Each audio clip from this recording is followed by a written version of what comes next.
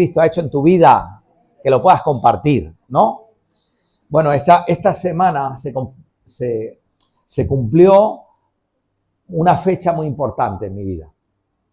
Y es que, y lo tengo que decir, me da vergüenza. Creedme que me da vergüenza hablar de eso, porque lo tenía tan atrás en mi vida, pero pienso que a veces dar el testimonio de la obra del Señor es importante. ¿Cuántos lo creen? ¿Cuántos creen que si el mejor folleto somos nosotros y contarle a la gente lo que Cristo ha hecho en la vida de uno, pues a veces pues que le pueda también hacer reflexionar, ¿no? Mira, dice la Biblia así, en Isaías 51, el verso 1 en adelante dice: oídme los que seguís la justicia, los que buscáis al Señor. ¿Cuántos buscan aquí al Señor? Dice: oídme, los que seguís la justicia, los que buscáis al Señor. Mirad a la piedra de donde fuisteis cortados y al hueco de la cantera de donde fuisteis, ¿qué dice? Arrancados. De alguna manera, este pasaje nos invita a mirar el lugar de donde el Señor nos sacó. Dice: mirad el lugar, mira el hueco que dejaste atrás y mira la piedra de la cantera de donde te arrancó el Señor con su brazo poderoso y te trajo a tierra de rectitud. Dice: y no te olvides nunca. Entonces, qué importante es, porque a veces van pasando los años, va pasando el tiempo, lo dejamos todo muy atrás. El Señor empieza a bendecirnos, nuestra vida cambia, ¿verdad? El Señor de alguna manera nos levanta y te pone en una posición. Y qué fácil es que a uno se le olvide de dónde viene y cuáles eran nuestras vidas y a dónde hubiéramos acabado si no llega a ser por Él.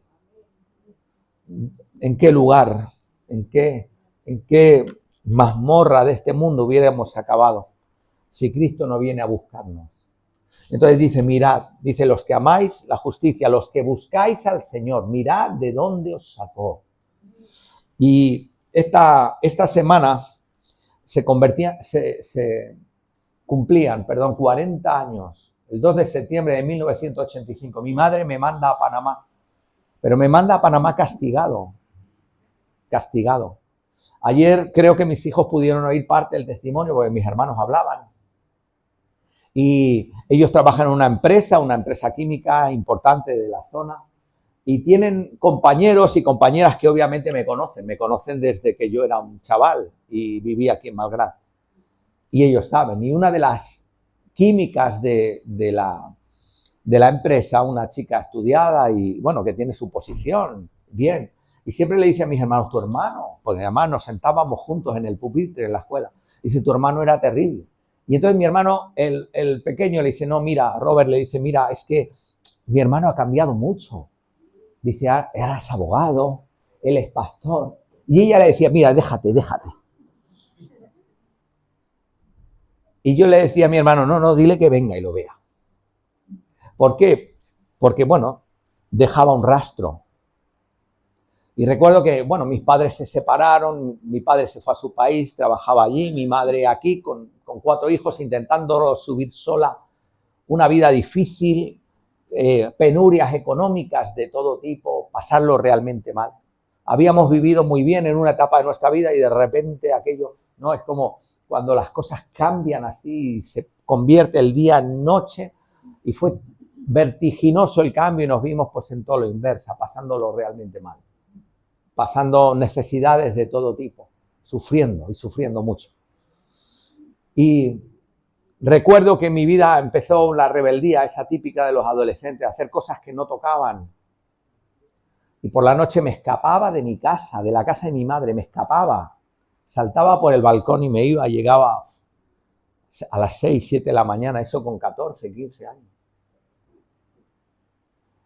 Y he de decirlo, y dice: ¿y qué iba? Pues entraba en cualquier sitio, no teniendo la edad. Y dice alguno: ¿y cómo conseguía el dinero? Pues lo robaba. Ese era yo. Dice: mirad a la piedra de donde fuiste cortado, la cantera de donde fuiste arrancado. Ese era yo.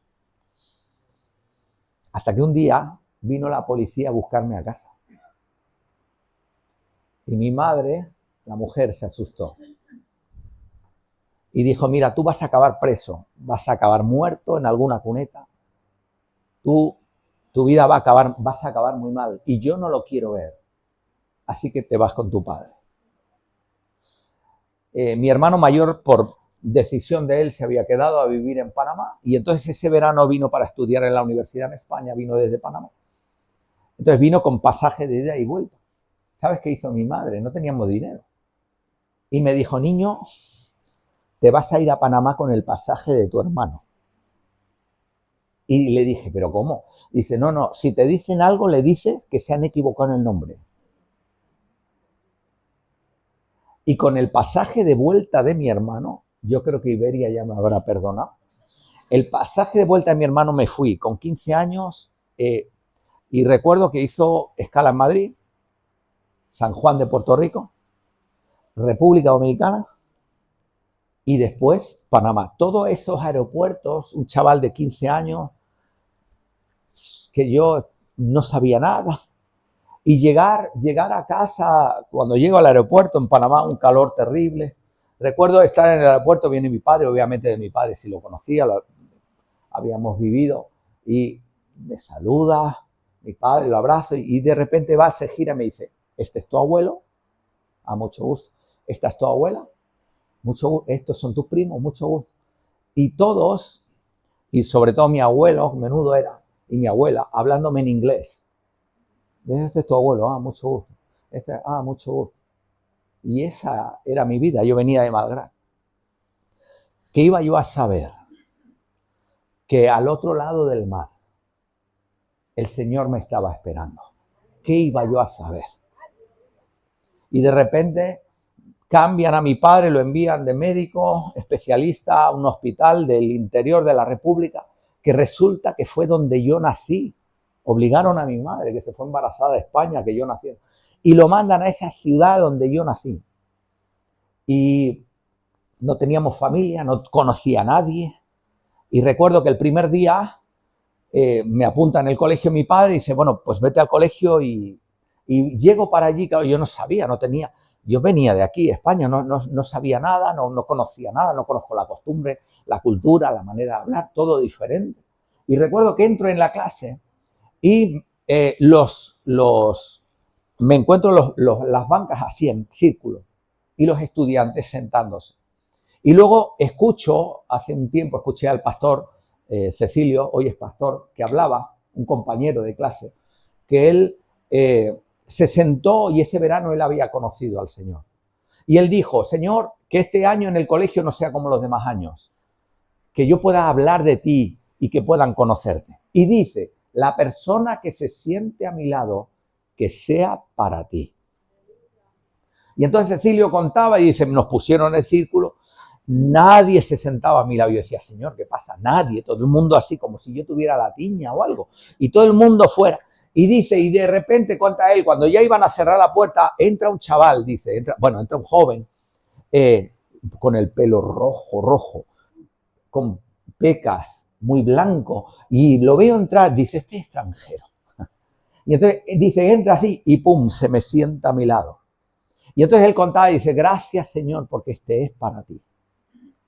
¿Y qué iba yo a saber? ¿Qué será yo? Y entonces se sienta a mi lado y este que venía de hacer todo lo que hacía aquí, se sienta a mi lado y me mira y me dice, ¿sabes? No es casualidad que tú te hayas sentado aquí. Se lo he pedido a Dios. Digo, ¿qué? Otro loco. Pero ¿qué iba yo a saber? Que Dios tenía un plan. ¿Me escucháis? Entonces, en sus manos estamos, en Él vivimos, nos movemos y somos. Y aquellos guiños que Dios tiene, que un día, no sé, yo tenía que haber nacido en Sevilla. No sé si alguno nota que tengo algún sevillano por algún lado. Pero nací en Panamá. Y nací en la ciudad de Chitré, que no tengo familia ni tengo nada. Pero es que volví a nacer otra vez en la ciudad de Chitré. Y ahora sí tengo familia en Cristo bien grande. Entonces, Dios a veces mueve con un propósito. Cuando Dios quiere hablarte o decirte algo, te mueve. Escúchame, te saca de cualquier lugar. Tú puedes estar cómodo en tu país, estar con un futuro más o menos claro, es decir, ¿y para qué me voy a mover? Pero Dios empieza a ponerte una inquietud o empieza a ponerte un sentir y te mueve de un lugar a otro porque hay algo que tú tienes que escuchar. ¿Te acuerdas cuando Jeremías decía, el Señor, vino a mí palabra del Señor y me dijo, desciende a casa del alfarero, allí te haré oír mis palabras? Pues hay veces que Dios te mueve de un sitio a otro para que le escuches. Es como, ahora me vas a escuchar. Y entonces, si entendemos que de Jehová es la tierra y su plenitud, te puede llevar a cualquier lugar para hablarte. ¿Cuánto lo creen?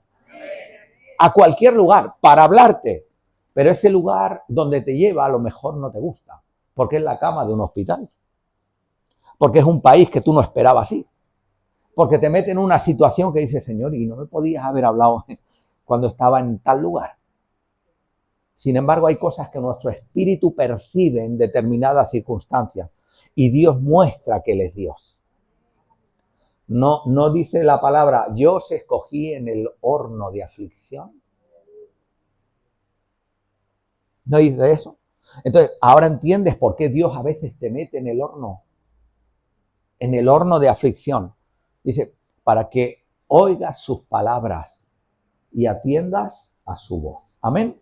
Bueno, hoy quisiera hablar acerca de la conversión del apóstol Pablo, pero no vamos a ir al pasaje donde dice que él era perseguidor de la iglesia y cómo se convirtió de perseguidor a perseguido.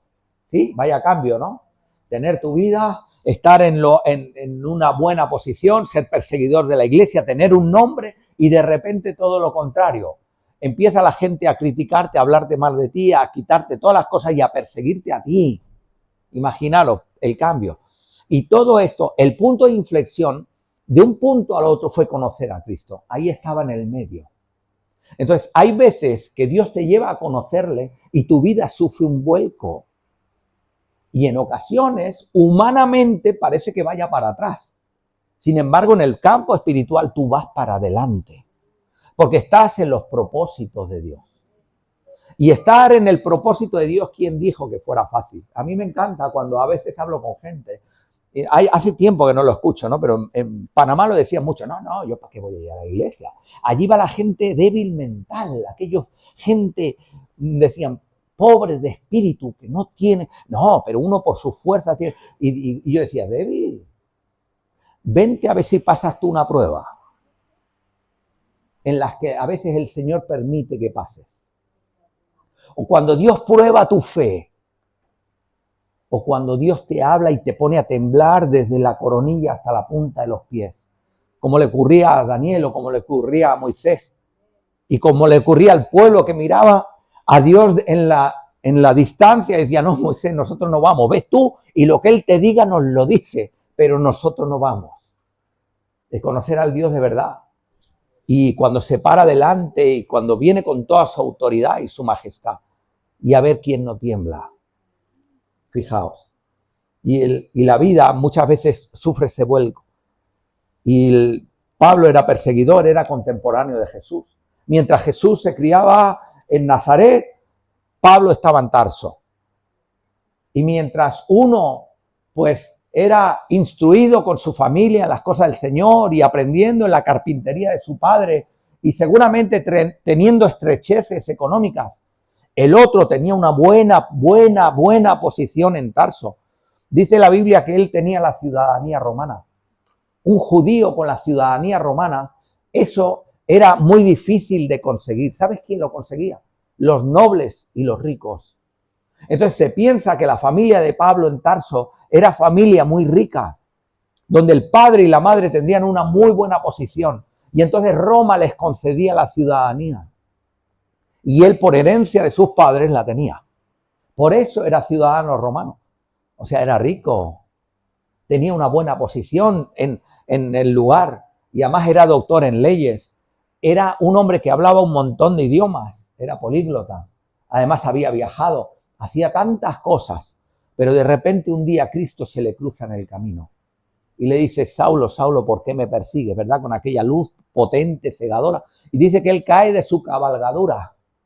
y empieza temblando a decir, ¿eres tú, Señor? ¿Quién eres? Yo soy Jesús, a quien tú persigues. ¿A quién perseguía? A la iglesia. Pero Jesús se lo toma, dice, si persiguen a los míos, me persiguen a mí. Yo soy Jesús a quien tú persigues. Dura cosa te dar coces contra el aguijón. Y dice que la gente que iba con él se asustó. Él escuchó la voz. Y dice, y ciegos se lo llevaron hasta que Ananías, ¿verdad?, recibe una palabra. Estaba orando en un lugar y le dice, mira, Ananías, vete a la calle que se llama derecha. Hay un hombre allí que está orando. Es Saulo. Ve y ora por él y que recobre la vista. Y Ananías, ¿qué le dice? Yo no voy. Manda a otro, pues yo he oído que ese tipo tiene autoridad y es malo. Y no solo es malo, es que tiene autoridad para prendernos a todos. Yo voy allí y te hago caso. Y ese hombre es capaz de mandarme a la muerte. Y entonces le dice, ve porque instrumento escogido me es este. Le voy a enseñar cuánto ha de padecer por mi nombre. Fijaos, ¿eh? Y entonces dice que va, y cuando va ahora por él le caen las escamas de los ojos, ¿verdad? Y le dice, hermano Saulo, y lo recibe. ¿Sí? Pero ¿qué ocurre? Después, ¿qué hace Pablo? Pablo se va al desierto. Algunos piensan, no, empezó a predicar y el Señor lo usaba. No. Sí que es cierto que hizo algunas cosas para el Señor, pero después cuando él recibe al Señor, él coge y se aparta y se aísla y se fue al desierto de Arabia. Escúchame, 14 años. Paulo. 14 años él en su búsqueda, en su intimidad con Dios, en su preparación con Dios, en conocer al Dios de verdad. ¿Me escucháis? En sus tiempos de ayuno, de oración, de búsqueda de Dios. Y cuando pasan los 14 años, el Señor le da el mensaje y él regresa a Jerusalén y regresa a las iglesias y empieza la labor apostólica que el Señor le encomienda. Pero se tiró 14 años de espera. ¿Por qué digo esto? Pueden ser 14 como si pueden ser 20. Porque muchas veces el trato de Dios con cada uno de nosotros en la intimidad, cuando Dios te lleva al desierto donde nadie te ve y trata contigo, es allí donde se forja el verdadero líder. ¿Me escucháis? No está en el tumulto y en la bulla, ni en... No. Está en la intimidad, en el recogimiento, en la búsqueda de Dios. Cuando tú tienes intimidad con Él, cuando tú le buscas de verdad, cuando estás en su presencia, es algo que se nota y se ve. Se aprecia. ¿Me escucháis, iglesia? ¿Queremos ser una iglesia avivada? Intimidad con Dios, no hay más. Y dice, y pasado ese tiempo el Señor lo llama. Y entonces Pablo empieza su ministerio y empieza a predicar y empieza a enseñar, empieza a ir por las iglesias, a corregir lo deficiente, empieza a levantar ancianos, a preparar gente, ¿verdad? Ya se le reconocía, en algunas iglesias todavía no, pero hay iglesias como la de Corinto que empiezan a cuestionar su ministerio y decir, bueno, ¿y este quién es? ¿Y este por qué viene a mí a decirme que si estoy en adulterio? ¿Y este por qué viene a decirme que si soy incestuoso? ¿Y por qué viene a decirme que soy un pagano? ¿Y este quién es? Y empiezan a cuestionarle. Y algunos compañeros de ministerio también empiezan a cuestionarle. Y a decirle, no, tú nada. Y entonces él tiene que defender su apostolado. En varias epístolas él lo hace, ¿te acuerdas? Cuando dice, sí, es verdad, yo soy el más pequeño de todos, pero soy apóstol llamado por el Señor. ¿Sí? Entonces había unas señales para ser apóstol en el sentido de los 12. Acuérdate que la escritura, la Biblia aún no se había escrito y muchos de los apóstoles escribían y de los autores, y hasta que no se cerró la Biblia, el canon, pues la palabra de ellos era una palabra directa de autoridad y entonces debía ser respetada. Entonces decían, pero Pablo no, Pedro sí, y Juan también, Santiago también, pero ¿Pablo? Y entonces Pablo tiene que defender. Entonces había unas señales para ser apóstol. Sin esas no podía ser apóstol en el sentido de los 12. Yo no estoy hablando de los apóstoles de hoy, de los que dice la escritura en el sentido de los 12 antes del cierre. Mira, uno de ellos es que tú tenías que tener en tu ministerio señales y prodigios. Eran las señales del apóstol. Claro que no ocurría siempre, porque algunos dicen, hombre, si tú tienes don de sanidad, ¿por qué no vas al hospital y sanas a todos los enfermos? No ocurre siempre. Es más, de hecho, tiene sus limitaciones. Date cuenta de algo. Jesús, hubo lugares donde no sanó a todos, ¿te acuerdas? Dice que fue a Nazaret, donde se había criado, y se sorprendió al ver la incredulidad de ellos y solo pudo hacer unos cuantos milagros. Significa que mucha gente se fue a su casa sin nada y estaba Jesús allí. Pero no solo eso. ¿Y Pablo? Pablo no le dice a Timoteo, Timoteo, bebe vino en vez de beber agua a causa de tus problemas de estómago. Entonces, ¿qué ocurría? Que en aquella época el tratamiento del agua no era como hoy, no se podía potabilizar como hoy. Seguramente tenía bacterias, microorganismos en el agua que producían esas diarreas y el hombre tendría algún problema. Y le dice, mira, no bebas más agua de esa, no bebas más agua porque no es tratada. Intenta beber un poco de vino para tu asunto del estómago. Pero Pablo no lo pudo sanar. Epafrodito casi se muere. Pero si vas al Antiguo Testamento y Eliseo, ¿no hizo milagros Eliseo? ¿Sí o no? ¿No dice la Biblia que había una batalla y dice que murieron algunos y algunos muertos los tiraron en la tumba donde estaba Eliseo y revivieron después de muerto? ¿No dice eso la Biblia? Entonces, tú imagínate que te tiren en una fosa con unos huesos allí, son los huesos de Eliseo, te tiran al muerto allí, ¡pum! Y de repente abre los ojos, vuelve a la vida, sale de allí. ¿Qué harías tú? Yo irme corriendo para que no me vuelvan a matar. No, pero imaginaros el poder que tendría. Y sin embargo dice la Biblia, escuchad, que Eliseo murió enfermo de la enfermedad que tenía. Entonces hay cosas que Dios hace como quiere, cuando quiere y como quiere. Pero sea que sane o que no sane, Dios sigue siendo Dios. Es digno de alabanza y de adoración, como Él es. Y entonces llega Pablo y empiezan a cuestionarle. Pero en el ministerio de Pablo había las señales y prodigios del apóstol. ¿Había? ¿Las había? Sí, ¿qué más? Otra de las señales era, tenía que haber sido llamado directamente por Jesús al ministerio, directamente con su boca física. Ir a Pedro y decir, Pedro, a partir de hoy serás pescador de hombres, sígueme. Ir a Leví sentado en el arca de los tributos y decirle, Leví, sígueme. Tenía que ser un mensaje directo. Y Pablo se va camino de Damasco y de repente el Señor le dice, Saulo, Saulo, ¿por qué me persigues? Y el Señor directamente le llama. Y luego la tercera señal que tenía es que tenías que haber vivido con Jesús, haber estado con Él. Y entonces, cuando ves la luz cegadora que Cristo mismo lo viene a buscar y le habla, ¿era apóstol o no era apóstol? Él, pero empiezan a cuestionarle. Y entonces empiezan a levantarse gente en las iglesias y en los lugares a hablar de él. Y ahora vamos a 2 de Corintios, capítulo 11.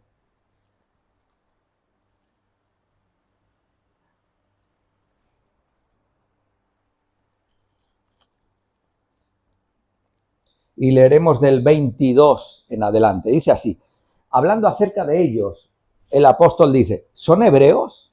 Estos que dicen que yo no soy nadie y que ellos son más que yo, ¿son hebreos? ¿Y qué dice Pablo? Yo también. ¿Son israelitas? Yo también. ¿Son descendientes de Abraham? También yo. ¿Son ministros de Cristo? Yo más. Y luego dice, mira, en trabajos más abundantes, en azotes sin número, en cárceles más, en peligros de muerte muchas veces. De los judíos 5 veces he recibido 40 azotes menos 1. 3 veces he sido azotado con varas, 1 vez apedreado, 3 veces he padecido naufragio, 1 noche y 1 día he estado como náufrago en alta mar, en caminos muchas veces, en peligros de ríos, peligros de ladrones, peligros de los de mi nación, peligros de los gentiles, peligros en la ciudad, peligros en el desierto, peligros en el mar, peligros entre los falsos hermanos, en trabajo, y fatiga, en muchos desvelos, en hambre y sed, en muchos ayunos, en frío y en desnudez. Y además de otras cosas, lo que sobre mí se agolpa cada día, la preocupación, que dice, por todas las iglesias. Mira, ese era su currículum, su vida de abnegación, de servicio, de entrega completa al Señor, de haber padecido a causa de Él. ¿No te acuerdas cuando yo te explicaba que el Señor le da una palabra a Ananías? Dice, ve a este hombre, está ciego, ve y ora por él, porque instrumento escogido me es este. Llevará el mensaje a los gentiles, le enseñaré cuánto ha de padecer por mi nombre y él morirá por esta causa. Fijaos todo lo que Pablo, pero mira, pasó de perseguidor a perseguido, pasó de vivir bien a fijaros todo lo que tuvo que vivir en su vida después de conocer al Señor, con todo lo que se encontró. Y aún así, la gloria de Dios se manifestaba en su vida. Y él mismo dijo, a la verdad, este cuerpo se va desgastando, mas el interior se renueva de día en día. O sea, es como que Dios va haciendo una obra permanente en el interior de cada uno. Nos va transformando, como dice la Biblia, de gloria en gloria. Y aunque con los ojos naturales parezca que todo va mal, porque cualquiera lee eso y dice, no, a este hombre el Señor no lo mandó a ningún lado. Si le pasa todo eso, pues él bien merecido lo tendrá, ¿no? Es que parece que Dios no estuviera con él, mas sin embargo es todo lo contrario. Y Dios permite que pase por esas situaciones cuando Pablo estaba siendo perfeccionado. ¿Tú te acuerdas en los Gálatas cuando dice, a partir de hoy, que nadie me cause molestias? Dice Pablo, porque yo traigo en mí las marcas del Señor Jesucristo. ¿Sí? Las marcas del Señor. Dice que nadie se meta conmigo, que nadie me acuse de nada, que nadie me señale, porque he pagado el precio. Yo llevo en mí las marcas del Señor Jesucristo. ¿Sabes qué marcas eran? Eran las cicatrices de los golpes. Eran las cicatrices de los grilletes en las manos y en los pies. Era la de veces que había padecido desnutrición y su cuerpo había sufrido. Eran las marcas que llevaba él. Y él sabe, con honor decía, estas son las marcas del Señor Jesucristo. Así pues, a veces los golpes que nos da la vida, las situaciones que no entiendes, las cosas que te dañan, son las marcas del Señor Jesucristo. ¿Me escuchas? Puedes decir que nadie me cause molestias, porque yo sé lo que es pagar el precio. Y esto es lo que venía a decir el apóstol. Y dice más, dice, verso 29, empieza a decirles a los corintios, ¿quién enferma y yo no enfermo? De tal manera les amaba. Amaba a los corintios, que luego le criticaban, que él decía, pero ¿quién de vosotros no se pone enfermo y no me pongo enfermo yo? ¿Y cuántas veces, iglesia, un hermano maduro, un pastor, o alguien que tiene pues un llamado de Dios, no ve a un hermano sufrir y no sufres con él? Y no se te parte el corazón y no puedes dormir en la noche. Y empiezas a pensar, ¿y cómo estará? Y Pablo dice, ¿quién de vosotros se enferma? Y yo no me enfermo por él. Tenía señales y mimbres de apóstol. ¿Por qué digo esto? Bueno, yo creo en el ministerio apostólico y creo en el apostolado, pero hay muchos de los que dicen ser apóstoles hoy que no lo son. No lloran por nadie ni sufren por nadie. Tengo que ser honesto, es así.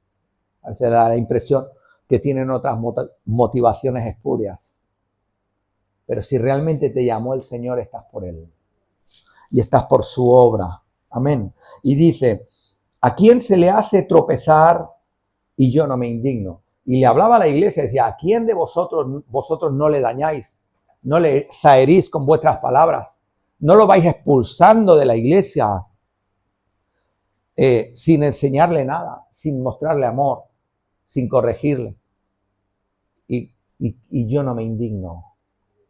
¿A cuántos no le indignan eso? No puede ser, iglesia. No puede ser que cuando vengan hermanos a las iglesias, nosotros o el pastor o quien sea les dé cargo por su posición económica. No puede ser. El llamado es del Señor y el Señor llama a quien quiere y los frutos deben verse.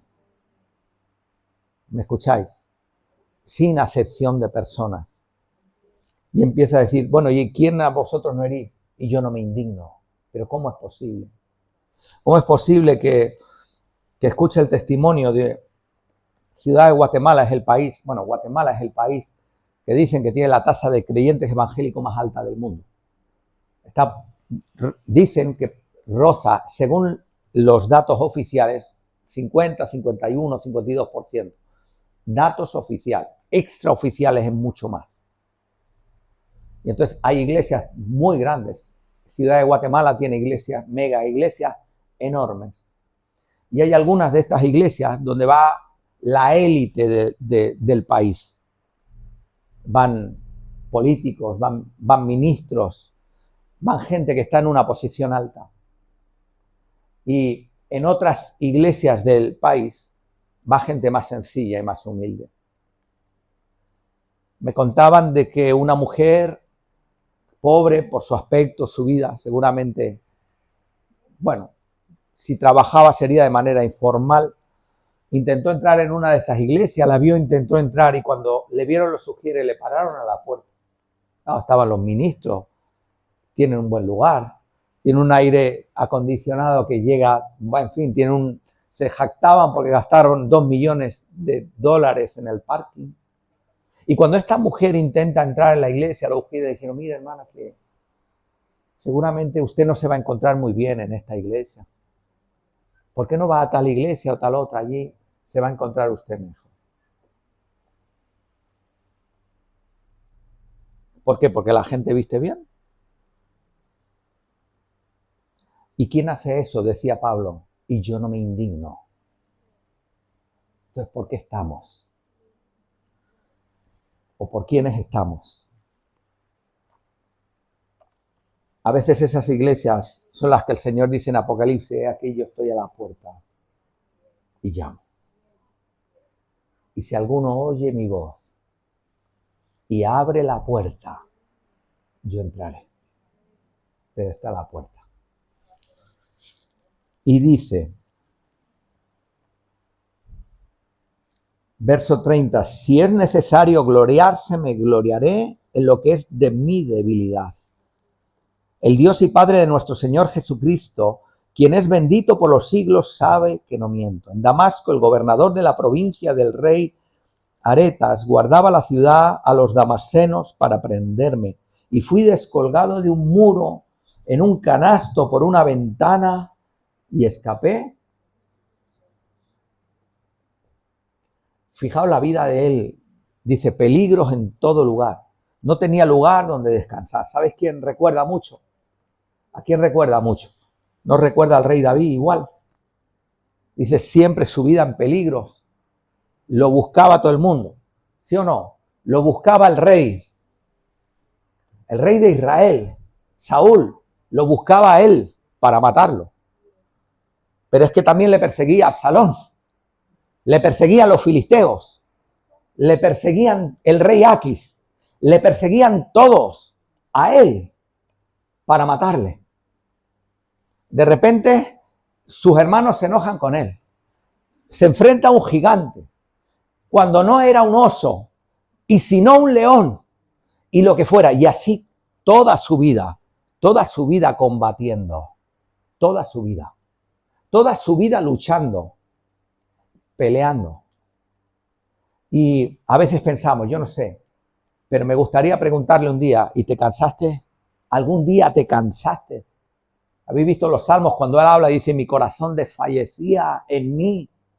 Y como el ciervo brama por las corrientes de las aguas. ¿Y cuántas veces pasaría sed y pasaría hambre? ¿Y cuántas veces decía, quién me diera de beber del pozo que está en Belén? ¿Sí o no? ¿Cómo sería su vida? Dura. Mas sin embargo confiante en Dios. Pero una vez se cansó de luchar, dijo, yo no peleo más. Necesito un tiempo de un kick-out, ¿cómo se llama? Un tiempo, voy a abrir un paréntesis y voy a descansar. ¿Cuántos necesitan descansar? Y dice la Biblia, en el tiempo que los reyes iban a la guerra, él se quedó en palacio. Y dice que miró entre las celosías de su ventana y vio una mujer desnuda que se bañaba en una terraza. Y eso fue su ruina. Y todo porque se cansó de pelear. El tema es, iglesia, es que la lucha la vamos a tener siempre. Pero la diferencia está en si luchas con tus fuerzas o te fortaleces en el Señor y en el poder de su fuerza. Esa es la diferencia. En si te pones la armadura, pero no me la pongo hoy y me la pongo el miércoles y me la pongo cuando arrecia la batalla, sino que me la pongo para no quitármela y confiar en Él. Todo depende como tú lo plantees.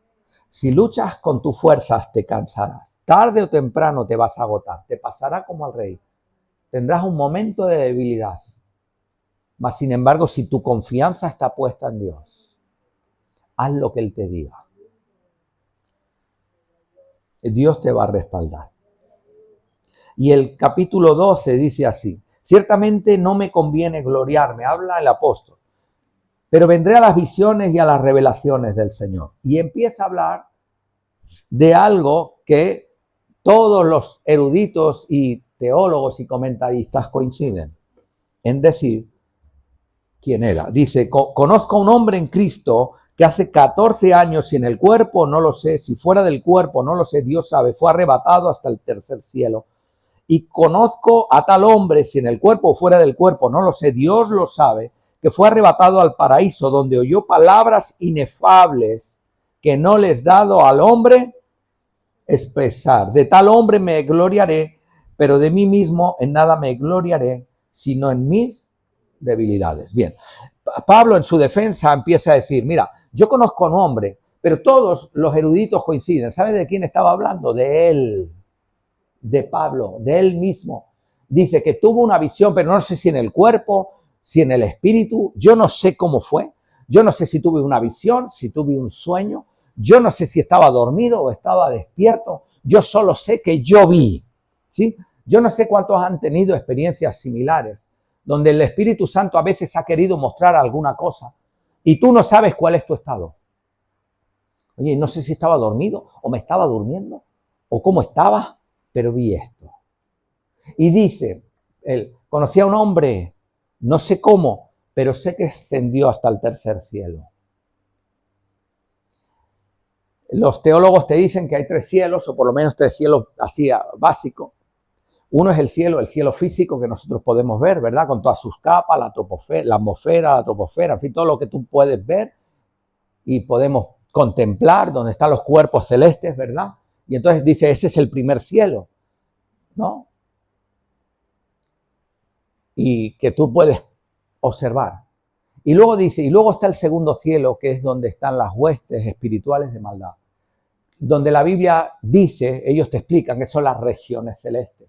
Es como un mundo que está allí. Y si te das cuenta, donde está el hombre hasta donde está Dios, hay un cielo, el cielo físico. Pero después está ese cielo donde están las huestes espirituales de maldad, que muchas veces no dejan que el clamor de los hijos de Dios llegue hasta el trono. Mas, sin embargo, Dios escucha el clamor de su pueblo. Y dice la Biblia que las oraciones de los santos están recogidas en copas. ¿Te acuerdas cuando el Señor va a llamar a su pueblo de Egipto a sacarlos con Moisés con brazos fuertes? Y le dice, he escuchado el clamor de mi pueblo, las oraciones de mis hijos, el clamor profundo, cuando le pedimos a Dios con toda nuestra fe. Es como que le llega hasta lo más profundo. Atraviesa el cielo ese, donde están las regiones celestes. La atraviesa y llega hasta el trono de Dios. Es como clamar y clamar de veras. Cercano está el Señor a los que invocan su nombre, a los que de veras lo invocan. Es como que Dios atiende mi clamor. Todo lo que pidáis al Padre en mi nombre. Es ponerse de acuerdo y orar. Y ese segundo cielo. Y luego habla del tercer cielo, que es donde está el trono. Y dice que subió ¿hasta dónde? Hasta el tercer. Subió hasta allí. Fíjate el privilegio que tenía. Es como dice, hace 14 años yo conocí a un hombre que no sé cómo, no sé si lo soñó, si lo vio, si el Señor lo arrebató, yo no sé cómo fue, sé que llegó. Y cuando tú imagínate llegar allí y ver, dice, y vio y oyó cosas que no les he dado al hombre expresar con palabras. No dice la Biblia, cosas que ojo no vio, ni el oído escuchó, ni han subido al corazón del hombre. Son las que Dios tiene preparadas para los que le aman. O sea, llegar allí al trono, mucho, no sé, nosotros podemos imaginarnos cuando lleguemos al cielo cómo va a ser. ¿Cuántos tienen imaginación suficiente que les da hasta allí? Y si yo te digo que nada de lo que tú te imaginas es, ¿cómo te quedarías? Que no es como tú te lo imaginas. Porque dice que subió Pablo. Porque si tú te imaginas algo, tú me lo puedes describir. Pero si tú subes allí y oyes cosas que no hay palabras en vocabulario humano para podértelas decir, es como que tú subas, tú imagínate un ciego de nacimiento y tú le tienes que explicar cómo es el color verde. ¿Qué le dirías? No lo ha visto nunca ni tiene referencias. ¿Qué le dirías? ¿Cómo es el color verde? Y encima con todos sus tonos. Si os veis, aquí hay bastantes hermanos que tienen el color verde, pero cada uno tiene un tono diferente. A ver, explícaselo. Dile cómo es el color verde y dile, no, pero este verde es diferente a este otro porque tiene un tono. ¿Podrías? Dice, pues Pablo subió y vio y oyó cosas que no puede explicarte. Así pues, tu imaginación ya puede imaginar lo que quieras. Cuando suba, no va a tener nada que ver con lo que tú estás pensando ahora. Y sube, ¿eh? Porque os quiero ver allá. Y dice, y subió y vio y oyó cosas que no les he dado al hombre expresar. Así fue. Y dice, verso 6, sin embargo, si quisiera gloriarme no sería insensato, porque diría la verdad, pero lo dejo para que nadie piense de mí más de lo que de mí ve u oye. ¿Qué dice?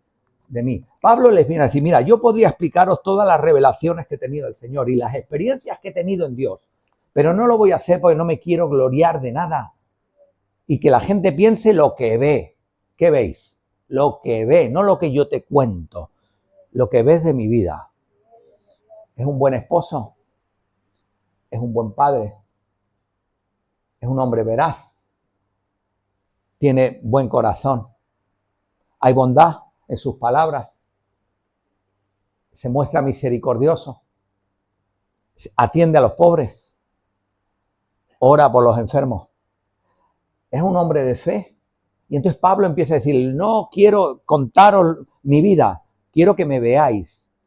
Y lo que veis de mí y lo que oís de los demás que dicen de mí, eso, quédate con eso. Si tu testimonio te avala o no te avala. Conoce el Señor, dice la Biblia, a los que son suyos. Dice, los conoce. Y luego dice,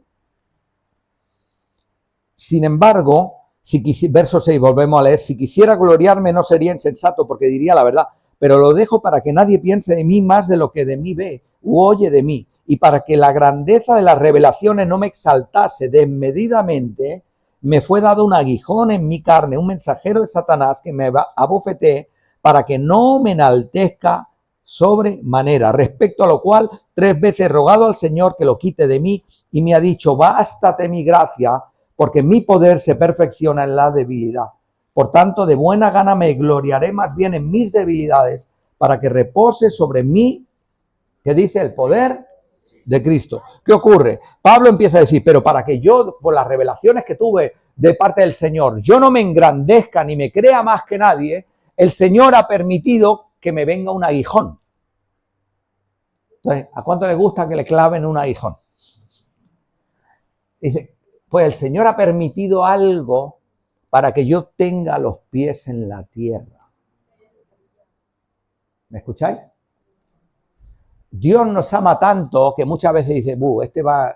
Yo recuerdo un pastor amigo que era profesor del seminario en Nueva York, en Estados Unidos, un buen amigo, y cuando entraron en un tiempo de avivamiento, un avivamiento fuerte, era un seminario donde formaban a predicadores, a pastores, a futuros pastores, iban muchos allí a estudiar y él se había graduado allí. Y entonces él cuenta que era alumno del seminario y esta noche invitaron en la capilla del seminario, siempre traían predicadores invitados. Y vino un hermano mayor, pero dice, mayor, ese hombre tendría 80 y pico años, pastor de los de antes. Y el hombre iba allí con su americana, su corbata y predicando como los de antes. Y entonces predicó acerca de cuando Elías es arrebatado y cae el manto y lo toma Eliseo. Y entonces Eliseo pasa por el río y sacude, ¿verdad? Y sacude y dice, ¿dónde está el Dios de Elías? Y se abre el mar. Y entonces dice que vuelve a pasar como Elías lo hizo. ¿Te acuerdas? Y entonces dice que este predicador ardiente estaba predicando y decía, ¿y dónde está el Dios de Elías? ¿Y dónde está el Dios de Elías? Y la gente allí lo veía saltar al hombre con la edad. Y dio un entusiasmo y un fuego y una pasión tremenda. Dice de la presencia de Dios. Entonces se fueron todos y ellos tenían un lugar a modo de almacén allí donde estudiaban. Y entonces él dijo, mira, Roberto dijo, yo voy a ir allí, voy a buscar al Señor todas las noches. Y entonces él me contaba, dice, Dani, yo fui para allá. Yo era joven y me dio por ir a estudiar y ir a buscar al Señor. Era una oscuridad, prácticamente la podías palpar. Yo entraba, cerraba la puerta y me ponía allí a orar y decía, ¿dónde está el Dios de Elías? ¿Y dónde está el Dios de Elías? Dice, y una noche, aquella semana, vino el Dios de Elías. Y dice, y de repente un resplandor, dice, una luz tan fuerte. Y yo empecé a temblar y dije, ay Dios mío, ¿dónde está el Dios de Elías? Entonces dice que cuando salió, él le contó la experiencia a la gente lo miraba así y dice, mira Dani, duré 3-4 meses sin ir allí. Me decía, no, vamos a ir a orar a ver que nos pase lo mismo. Y dice, vayan. Entonces, cuando clamas a Dios de verdad, cuando tú abres tu boca y tu corazón, es como que la presencia de Dios desciende. Desciende sobre aquellos que realmente le aman y los que de veras le aman. De buscarle de corazón. Y Pablo decía, mira, tuve todas esas experiencias, pero Dios permitió un aguijón. No se sabe, hay discusión entre los teólogos a qué se debe, qué sería ese aguijón. Hay algunos que dicen que de tanto en tanto un espíritu maligno le atormentaba, porque cuando dice, sí, un aguijón, ¿no? Un aguijón de la carne, hay una palabra que emplea y es parecida a ángelos. Entonces dicen, sería un espíritu. Y hay otros que dicen que podía tratarse de una enfermedad o una malformación física. Creen algunos que probablemente tendría algún problema. Dicen que quizás hasta glaucoma y él no veía bien. Sería en un estado incipiente. Por eso cuando él escribe algunas cartas dice, mirad con cuán grandes letras os escribo. ¿Por qué? Porque como él no veía, tenía que hacer las letras muy grandes. Y entonces como Pablo no veía y dicen que él no veía bien, quizá algún tema de miopía, no sé, pero que no veía bien. Entonces dice, claro, él le pidió al Señor que le sanara, pero Dios le dijo, bástate mi gracia, porque mi poder se perfecciona en la debilidad. Entonces hay veces que Dios permite situaciones en tu vida porque te está perfeccionando. Dice, pero Dios las puede solucionar. No hay nada imposible para Dios, pero Dios te está perfeccionando. Lo que pasa es que nos gusta el Señor acaba ya. Bueno, ¿sabes cuándo acaba esto? ¿Sabes cuándo acaba tu perfección? ¿Cuándo acaba tu perfección? ¿Cuándo qué? Cuando te mueres. Los cristianos no mueren. No mueren. Entonces, ¿cuándo? Cuando estemos en su presencia. ¿verdad? Y conozcamos como hemos sido conocidos. Entonces ahí no tendrás cosas que tenga Dios que tratar en tu vida, sino que todas habrán sido hechas perfectas. Y mientras tanto, dejándonos aconsejar por lo que dice su palabra. Y dice, Dios le tenía, y dice un mensajero que me abofetea. El verso 10 dice así, por lo cual, por amor a Cristo, me gozo en las debilidades, en afrentas, en necesidades, en persecuciones, en angustias, porque cuando soy débil, entonces soy. Nuestra fortaleza está en Cristo Jesús. Y no dice la palabra. Y el que se crea fuerte, mire que no caiga. Entonces, el que no tenga algún punto de debilidad en su vida, que no se vaya de aquí sin hacerse una foto antes conmigo. ¿No haremos una foto así? Diré, me he hecho una foto con alguien que no tiene debilidades, que no tiene un flanco donde a veces le puedan jalar. Y hay cosas que se ven, pero hay cosas que no se ven. Dios obra en lo más profundo. Muchas veces tu matrimonio es tu sala de operaciones, donde el Espíritu Santo obra. No, alguien me decían, y perdónenme los médicos presentes en la sala, pero alguien decía que el mejor médico es Jesucristo. ¿Sí estáis de acuerdo? Pero decía esto también. Dice, las mejores operaciones las hace Él. Lo único es que Dios siempre opera sin anestesia. Te va a doler. Pero Dios tiene que tratarlo. Así permite que Dios lo haga. Amén. Y dice, verso 11, me he hecho un necio al gloriarme. Vosotros me obligasteis, ¿qué dice? A ello. Mira, Pablo empieza a decirle, empezó a hablar de él. Dijo ya lo del hombre que subió al tercer cielo. Dijo él. Conocí un hombre que subió al tercer cielo y estuvo allí, pero todos saben que era él, en los 14 años que estuvo él en el desierto y todas las cosas. Y luego dice, mira, he tenido que explicaros quién soy yo, de dónde Dios me sacó, lo que Dios ha hecho en mi vida y vosotros me habéis obligado. Porque seguramente a Pablo no le gustaba tener que hablar de él porque su mensaje era Cristo. Pero para que entendieran, y a veces empleas ejemplos y testimonios para que se comprenda mejor lo que quieres decir, pero jamás para exaltar a nadie que no sea Cristo. Jamás. Y dice, verso 12, con todo, el verso 11, me he hecho un necio al gloriarme, vosotros me obligasteis a ello, pues yo debía ser alabado por vosotros, porque en nada he sido menos que aquellos grandes apóstoles, aunque nada soy. Con todo, las señales de apóstol han sido hechas entre vosotros con toda paciencia por señales, que dice, prodigios, ¿y qué? Y milagros. Les dice, yo soy apóstol llamado por el Señor. Eso decía Pablo. Y podemos tomar su palabra como palabra fiel, leerla y ponerla por obra. Amén.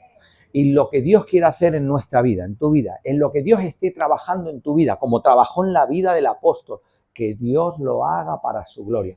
Y que todo sea para gloria del Señor Jesucristo. Que todos los hombres vean la obra que ha hecho en nosotros. Amén. Que podamos explicarlo así. Bueno, tú también estabas, Emilio. Ayer, cuando veíamos a mi compañero, es que a veces me da vergüenza porque están mis hijos, pero es que era muy malo. Menos mal que Dios me rescató de donde me sacó. Menos mal que Dios te sacó a ti de donde te sacó.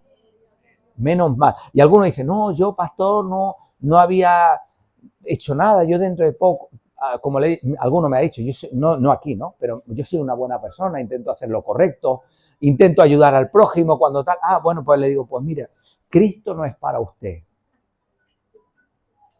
¿Y por qué lo digo? Porque Él no vino a buscar a justos, sino a pecadores.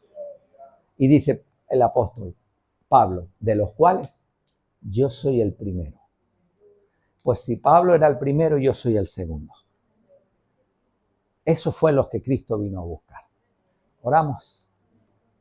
Aleluya. Señor y Padre, te damos gracias por tu bondad y tu misericordia. Padre, y te doy gracias, Señor, por tu palabra que sí, amén. Padre, la recibimos con gozo. Y pedimos ahora, Señor, también que prepare nuestros corazones, Señor, para este tiempo, Señor, donde vamos a participar del pan y del vino. Señor, que pueda ser un tiempo, Señor, de bendición.